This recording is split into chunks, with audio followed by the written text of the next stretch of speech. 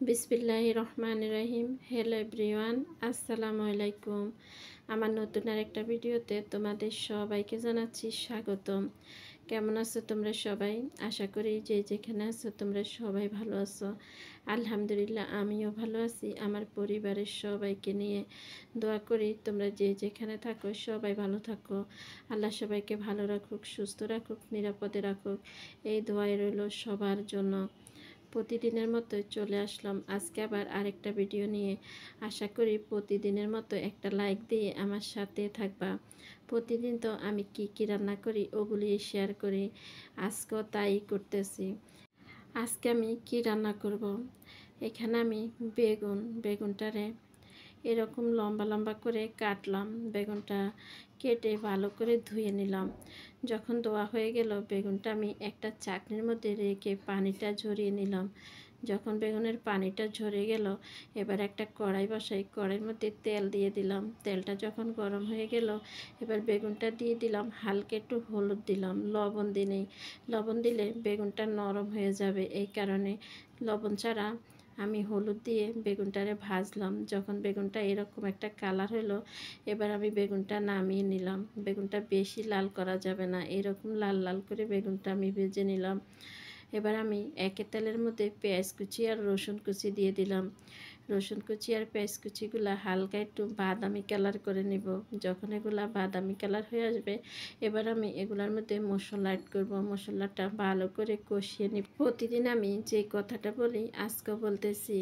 আমার আপু ভাইয়েরা ভিডিওটা দেখতে দেখতে এই পর্যন্ত যারা এসেছেন এখন পর্যন্ত একটা লাইক দেন নাই, একটা লাইক দিয়ে দিবেন। আর আমার ভিডিওগুলা আমার অনেক আপু ভাইয়া দেখে এখন পর্যন্ত আমার চ্যানেলটা সাবস্ক্রাইব করেনি, চাইলে আমার চ্যানেলটা সাবস্ক্রাইব করে রাখতে পারেন। আমি যখন যে ভিডিও আপলোড করব আপনাদের কাছে নোটিফিকেশন চলে যাবে, সময় সুযোগ বুঝে ভিডিওটা দেখে দিবেন। আর যারা এই কাজটা করেছেন তাদেরকে জানাচ্ছি অসংখ্য ধন্যবাদ। এভাবে আমার পাশে থেকে আমাকে সাপোর্ট করার জন্য। বলতে পারেন আপনাদের একটা লাইক, সুন্দর একটা কমেন্টের কারণে আমি প্রতিদিন একটা করে ভিডিও আপলোড করি। আপনাদের এই সাপোর্টে আমি সামনের পথগুলো চলতে চাই। আপনাদেরকে আবারও জানাচ্ছি অসংখ্য ধন্যবাদ এভাবে আমাকে সাপোর্ট করার জন্য। কথা বলতে বলতে আমার মশলাগুলো কিন্তু কষানো হয়ে গেছে। মশলাগুলো যখন কষানো হয়ে গেল এবার আমি ভাজা বেগুনগুলো দিয়ে দিলাম। এবার মশলার সাথে ভালো করে মিক্স করে নিলাম বেগুনগুলা। মশলার সাথে যখন ভালো করে মিক্স করে নেওয়া হয়ে গেছে এবার আমি আগে থেকে মাছ ভেজে রেখেছি। এই রুই মাছগুলো আমি একদম ছোট ছোট করে পিস করে মাছগুলো ভাজলাম। মাছগুলো ভাজা হয়ে গেলে এবার আমি মাছগুলো দিয়ে দিলাম বেগুনের উপরে। এবার ঝোলের জন্য পানি দিয়ে দিব।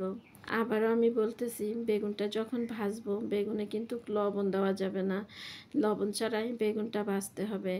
আর বেগুনে যদি লবণ দিয়ে ভাজি তাহলে কিন্তু বেগুনটা নরম হয়ে যাবে, মশলার সাথে মিক্স করার সময় বেগুনটা ভেঙে যাবে। এই কারণে বেগুনটা লবণ ছাড়াই আমাকে ভাজতে হবে। মশলার সাথে ভালো করে মিক্স করে মাছগুলো দিয়ে ঝোলের জন্য পানি দিয়ে দিলাম। পানিটা কিন্তু অত বেশি দেওয়া যাবে না, পানিটা কমে দিতে হবে। এবার ঢাকনা দিয়ে কিছুক্ষণ রাখলে আমার একদম দুপুরের রান্নাটা রেডি। খুবই অল্প সময় এই রান্নাটা করে নেওয়া যায়। আমরা সবাই জানি বেগুন রান্না করতে অত একটা সময় লাগে না, কিন্তু বেগুন যদি রুই মাছ দিয়ে এভাবে রান্না করা হয় তাহলে খেতে কিন্তু দারুণ লাগে। একটা রান্না হইলেই হবে, দুপুরে সবাই পেট ভরে ভাত খেয়ে নিতে পারবে। আমার তো এভাবে বেগুন রান্না করলে সবচেয়ে বেশি ভালো লাগে। দুপুরে কি রান্না করলাম এটা তো শেয়ার করলাম। এবার চলেন দেখাচ্ছি সন্ধ্যার সময় খুবই অল্প সময় কিভাবে নাস্তা তৈরি করে নেওয়া যায় ঘরে। আমরা তো সব সময় দোকান থেকে নিয়ে এসে খেয়ে থাকি, মাঝে মধ্যে যদি নিজেরা এভাবে ঘরে তৈরি করে নিই তাহলে কেমন হয়? আমার তো খুবই ভালো মনে হয়। ঘরে থাকা সামান্য উপকরণ দিয়ে যদি বিকেলবেলা এরকম নাস্তা তৈরি করে নেওয়া যায় তাহলে দোকান নয়, নিজেরা একদম ঘরে তৈরি করে নেন। ঘরে রান্নাঘরে কিন্তু আটার বালতি থাকবে, ওইখান থেকে একটু আটা নিয়ে তেল আর লবণ দিয়ে মিক্স করে এরকম ঘরে পুরি তৈরি করে নিন, বিকালে খুব মজা করে সবাই খেয়ে নেবে। কোনো রকম ঝামেলা ছাড়া বিকেলবেলা এরকম নাস্তা আমার মতোই কে কে তৈরি করেন কমেন্টে জানাবেন। এখানে এক পিস মুরগিটা আগে থেকে আদা রসুন জিরা বাটা দিয়ে সিদ্ধ করা ছিল। মুরগিটা আমি হাত দিয়ে একদম জুরি জুরি করে নিলাম। সাথে একটা পেঁয়াজ, ছোট একটা আলু একটু তেলের মধ্যে ভেজে নিলাম। ভিতরের কুটা একদম রেডি। এবার এখান থেকে ছোট ছোট করে লিচি কেটে আমি হাত দিয়ে এরকম চ্যাপটা চ্যাপটা করে সবগুলা পুরি তৈরি করে নিলাম। খুবই অল্প সময় বলতে পারেন এই নাস্তাগুলা একদম ঘরে তৈরি করে নেওয়া যায়। একটা পুরি আমার একদম রেডি। একেভাবে আমি সবগুলা পুরি তৈরি করে নিব। খুবই অল্প সময় কিন্তু বলতে পারেন আমি এই নাস্তাগুলা তৈরি করে নিলাম। আজকের পুরিগুলা দেখতে কিন্তু খুবই সুন্দর হয়েছে। একদম দোকানের মতোই হবে, খেয়ে দেখবেন একবার এভাবে তৈরি করে।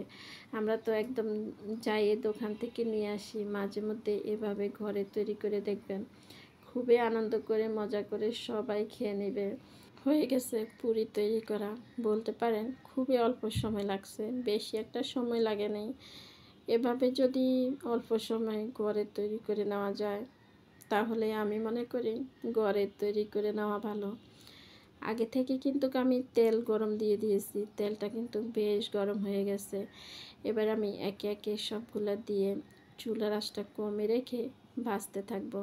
তেলটা যখন গরম হয়ে যাবে তখন চুলার আঁচটা কমে রেখে ভাজতে হবে, তা না হলে উপরে একদম লাল হয়ে যাবে, ভিতরে হয়ে আসবে না। এবার আমি একটা চামচের সাহায্যে এভাবে তেল দিব উপরে।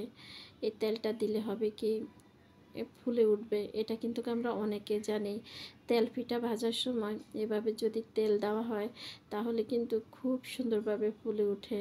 আর এই পুরিগুলা ভাজার সময় যদি এভাবে করে তেল দিতে থাকি উপরে তাহলে কিন্তু খুব সুন্দরভাবে ফুলে ওঠে। জিনিসটা খুবই মজার, তাই না?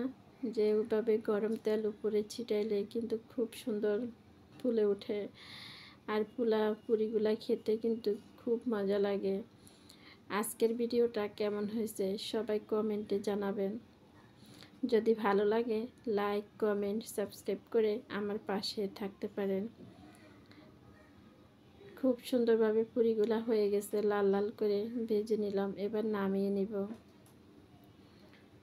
দেখিয়ে দিলাম কিভাবে বিকালের নাস্তা তৈরি করে নিলাম। খুবই অল্প সময় এভাবে ঘরে তৈরি করে নিতে পারেন আপনারা। আমার কাছে এই জিনিসটা খুবই ভালো লাগে। মাঝে মধ্যে নিজেরা এভাবে ঘরে তৈরি করে নিজেদের হাতের খাবারগুলা পরিবারের সবার সাথে শেয়ার করে খুবই মজা করে কিন্তু সবাই খেয়ে নেয়। মাঝে মধ্যে নিজেদের যদি একটু কষ্ট হয় তাহলে পরিবারের সবার হাসি মুখটা দেখতে কিন্তু আমরা সবাই পছন্দ করি। আপনারাও চাইলে এভাবে খুবই অল্প সময় সন্ধ্যায় নাস্তা তৈরি করে নিতে পারেন। সবাই কিন্তু খুব পছন্দ করে খেয়ে নেবে। আজকের মতো আমি এখানে বিদায় নিলাম। সবাই ভালো থাকবেন, সুস্থ থাকবেন, সবাই সবার জন্য দোয়া করবেন। আল্লাহ যেন সবাইকে ভালো রাখে, সুস্থ রাখে, নিরাপদে রাখে। আল্লাহ হাফেজ। আসসালামু আলাইকুম।